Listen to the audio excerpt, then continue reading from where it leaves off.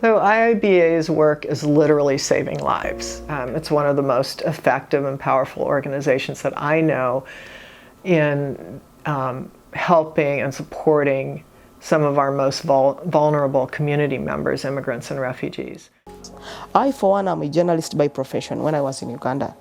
Because you're a journalist, you're supposed to tell the two-sided thing, not only one side.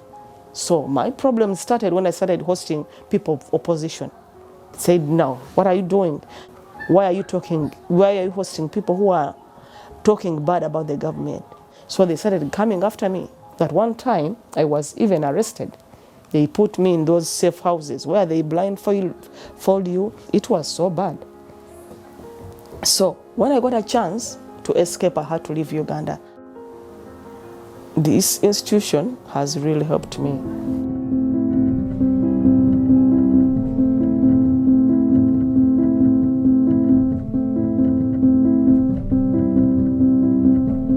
My mother left me when I was so young. At first I was mad at her.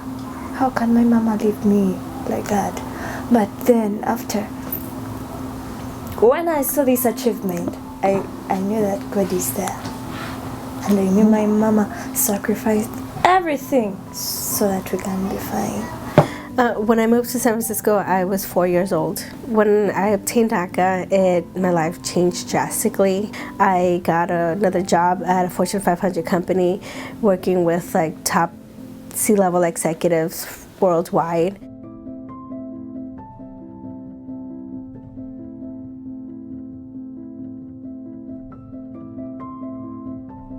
And now I can rest assured that I'm going to be sleeping with my baby and my husband and being together and creating a family. I'm looking forward to becoming a citizen because I will feel like I belong.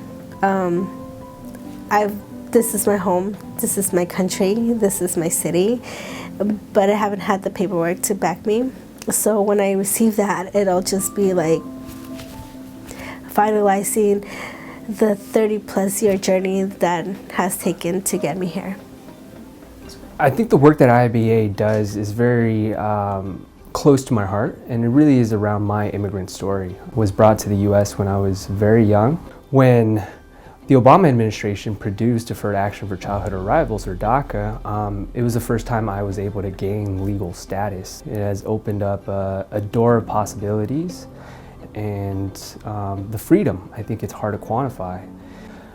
In the early 2000s, my parents were connected to a lawyer who ended up being very, very fraudulent. After my sophomore year in college, I came home and I was living with my mom. I spent a day with her literally, and the next morning I was awakened by 2 ICE officers, and they had my mom in the back of their car. She was deported that day, and I said goodbye to her through a glass window, and because of my status, I have not seen her in almost 10 years.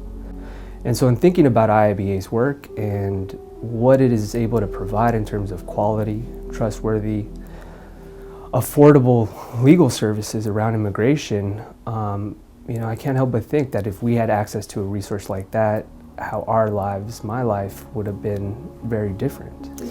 I came to the United States when I was 14, and